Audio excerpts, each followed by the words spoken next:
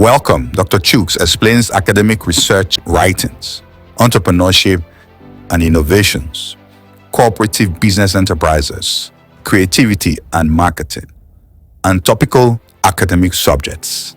Listen as Dr. Chooks explains today's concepts. Hi everyone, welcome to today's session of the Introduction to Basic Concepts in Statistics. Today we are going to break down some fundamental ideas that will help you understand how statisticians study and make sense of data. As a form of introduction, we try to highlight some of the objectives we want to achieve today. One of the objectives is that at the end of this session, every single one should be able to differentiate between population and sample, distinguish between parameters and statistics, and then every student or anyone that watches this video should be able to clarify what observation and measurement means in statistics, as well as how all these concepts can come together in the real life decision making process for every manager. All right, so let's go straight to it. Now imagine you want to know the total attendance in a school over an entire year.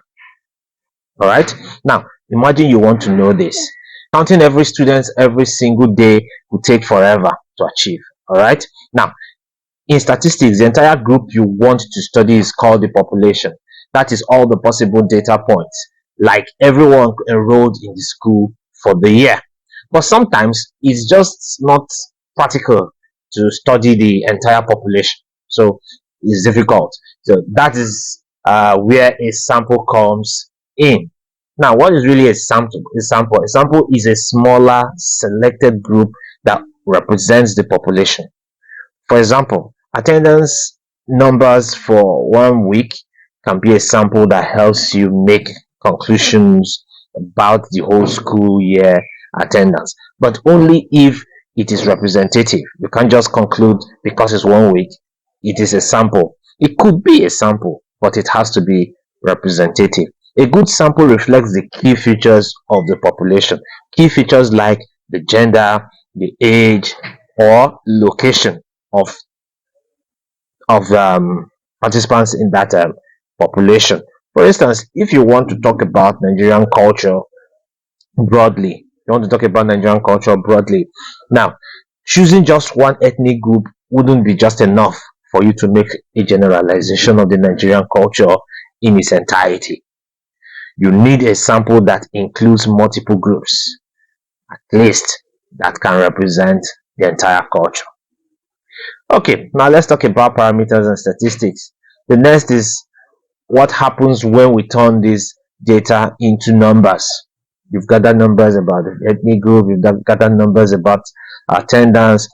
What happens? Now, if you have data on the entire population, such as the average height of everyone in the school, that number is called a parameter. You see it just once you have data of the entire population and specific data on height of everyone in the school, that particular information, that's what we call parameter. Parameter describes the population itself, so you could use height to do that. You could use other parameters to also do that.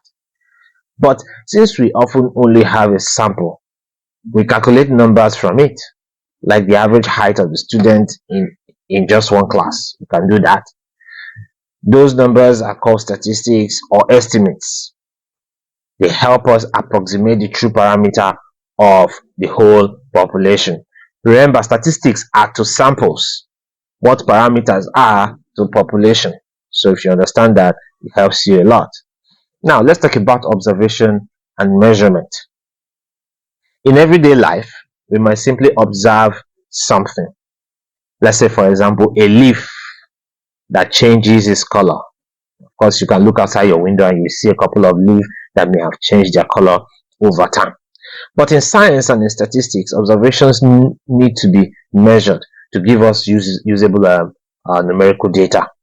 For instance, instead of just noting the color change in that leaf, a chemist might just measure the exact amount of acid used before the change in that leaf. A tailor measuring your waistline All right, it's another good example of transforming an observation into a precise measurement. Oh, the person looks at you and says, wow, you're adding weight. But that is just an observation. But what do you now do? You measure, take a tape and measure the waistline so you get an exact figure or exact number of the extent of increase that has occurred. It is important to know that every measurement can have some errors. Maybe the ruler isn't perfect, or the conditions change, or the human judgment varies. So just understand that every measurement has errors, purposely. Now, no measurement is 100% perfect, but knowing about these errors help us to be cautious and make better decisions based on data. So, to sum up all we have talked about today, let's highlight some of the high points. A population is the complete group you want to study. A sample is a smaller representative part of that group. A parameter describes population with exact numbers. Statistics are estimates we calculate from samples, and measurements turns observations into numbers, always with a little bit of error. We need to keep that in mind. These concepts are the foundation of statistical analysis, learning how to choose good samples, work with data, and make informed decisions based on measurements and estimations. Thank you very much for watching. If you found this helpful, don't forget to give it a thumbs up and subscribe for more information or more easy explanation of statistics. Drop your questions or thoughts in the comment section below. See you next time. Thank you for watching.